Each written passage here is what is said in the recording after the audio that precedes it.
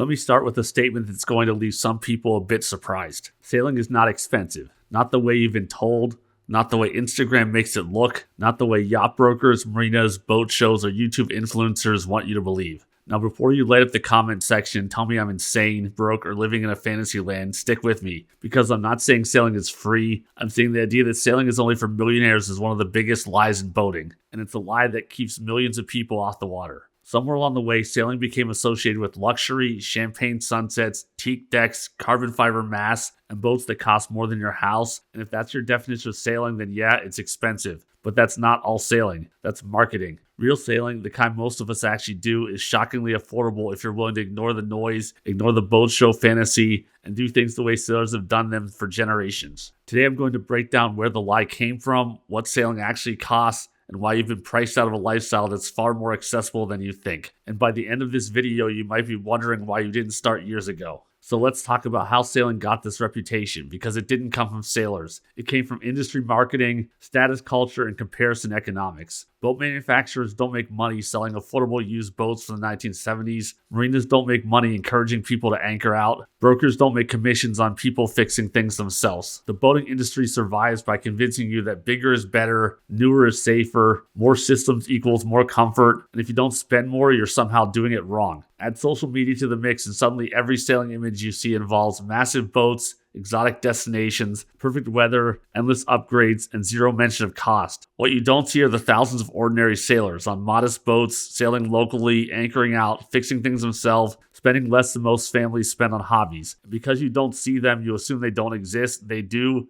They're just not selling anything. Let's talk about the elephant in the room, the boat itself. Most people think sailing is expensive because they think the boat is expensive. And yes, boats can be expensive, but here's the truth nobody likes to admit. You don't need an expensive boat to sail. In fact, some of the best sailboats ever built are old, paid for, overbuilt, and criminally undervalued. There are thousands, and I mean thousands of solid, capable sailboats sitting in marinas right now that can be bought for the price of a used jet ski. I've owned a lot of boats over the years, somewhere around 20 the last time I tried to remember them all. I've gotten a boat for as little as free. It was a sunfish and sailboat condition that I raced a bunch. I've spent over $10,000 on one out of all the boats I've had. The rest have all been less. There are tons of boats out there that can be had for $10,000, $5,000, or even free sometimes. And before someone jumps in and says, yeah, but those boats are junk, or a free boat is the most expensive boat, let me stop you right there. They're not junk. They're not shiny. I'll admit that boat size plays a lot in this equation too. A 50-footer you buy for $5,000 is probably going to need a small fortune in repairs and refit costs. A 27-footer or smaller for $5,000 may get you a perfectly good boat in sail-away condition. Fiberglass boats from the 60s, 70s, and 80s were built like tanks, overbuilt hulls, simple systems, minimal electronics, boats that were designed to be sailed, not managed by apps. These boats aren't fragile toys, they're durable tools. And once you own the boat outright, no loan, no payments, your biggest expense disappears instantly. That alone changes the entire math of sailing. This is where most people get confused. They hear about marina fees and assume sailing costs thousands per month, but here's the reality. Marina sailing is optional. It's convenient, it's comfortable, and yes, it can be expensive,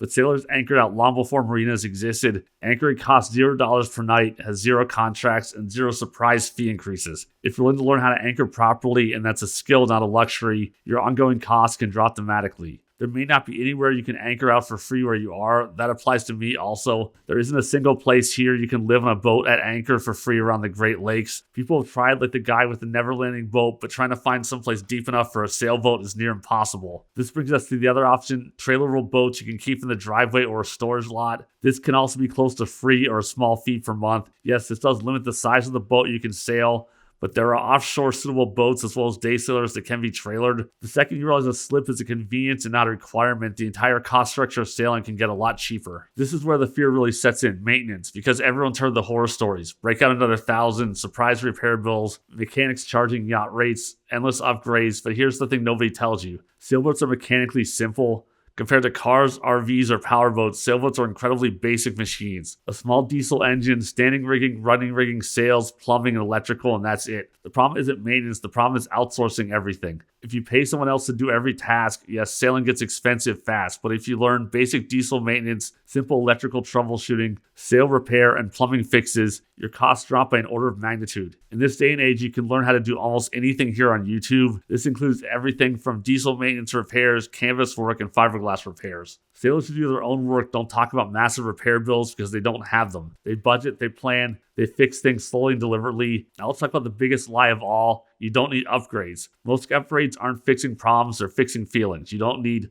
new electronics, new sails every few years, bow thrusters, electric winches, lithium batteries, or touchscreen electronics. People sailed oceans long before any of that existed. Upgrades are fun, they're exciting, and they're also optional. The fastest way to make sailing expensive is to treat your boat like a luxury condo that needs to be constantly kept up to date with the latest electronics and gear. A lot of the older electronics are a lot more durable than what Ray Marina is producing today. Your old stuff that is still working might very well outlast a set of new electronics if you didn't replace them. The happiest, lowest cost sailors I know all have one thing in common. They stop chasing perfection. They sail what they have, they fix what breaks, they ignore what doesn't matter, and suddenly sailing becomes affordable again. Here's the quiet killer nobody talks about: comparison. You're not broke because sailing is expensive. You're broke because you're comparing yourself to people playing a different game. Someone sailing full-time around the world on a brand new boat is not your competition. Someone living aboard in a premium marina with six-figure refit is not your baseline. These people aren't lying, but they're not typical. Most sailors sail locally, sail seasonally, sail modest boats, and spend less than most people spend on a fancy vacation. One look around the local marina here will tell you that there are a lot more cheap boats from the 70s and 80s sailing around than new flashy boats. But because modest sailing isn't flashy, it doesn't dominate your feed,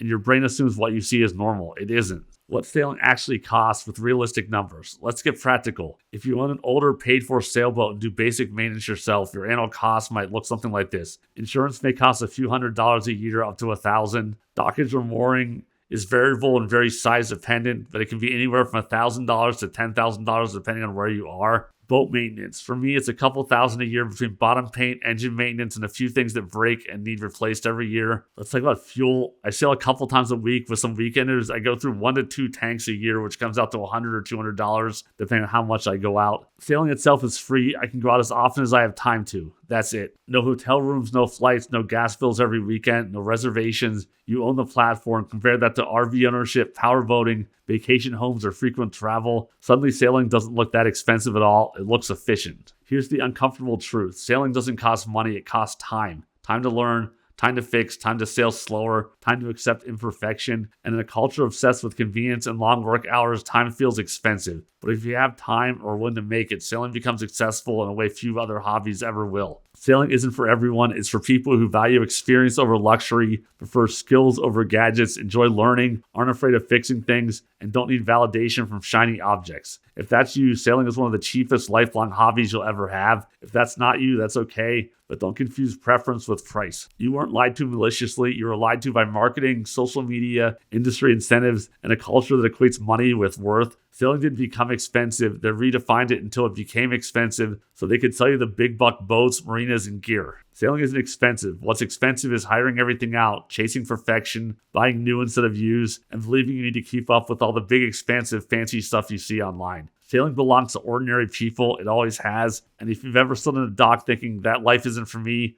I want you to hear this clearly. It absolutely is. You just don't need the version they're selling. If this video helped you rethink what sailing costs, hit the like button, subscribe to the channel, and stick around. Because this channel isn't about yachts, it's about real boats, real sailors, and real life on the water. See you out there.